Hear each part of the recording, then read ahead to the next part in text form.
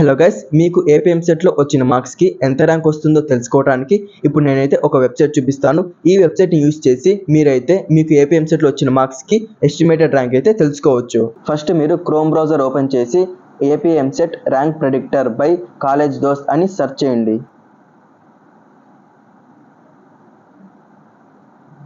Search చేసిన తర్వాత ఇక్కడ వచ్చిన ఫస్ట్ వెబ్సైట్ని ఓపెన్ చేయండి. ఇక్కడ మీ ఎంసెట్ మార్క్స్ని ఎంటర్ చేయండి.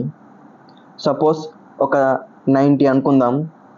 అండ్ నెక్స్ట్ ఇక్కడ వచ్చేసి మీ ఐపీ మార్క్స్ అయితే ఎంటర్ చేయండి 600కి. అంటే మ్యాథ్స్ ప్లస్ ఫిజిక్స్ ప్లస్ కెమిస్ట్రీలో వచ్చిన మార్క్స్ని ఇక్కడ టోటల్ ఎంటర్ చేయాలి 600కి.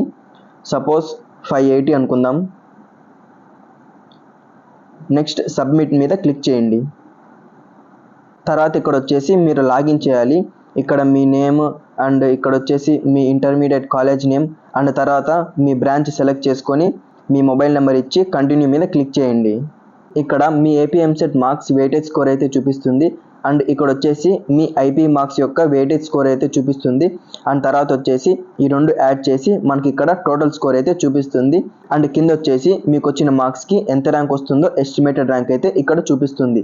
ఈ విధంగా మీరు మీ ఏపీఎంసెట్ మార్క్స్కి ఎంత ర్యాంక్ వస్తుందో ఎస్టిమేటెడ్ ర్యాంక్ అయితే తెలుసుకోవచ్చు.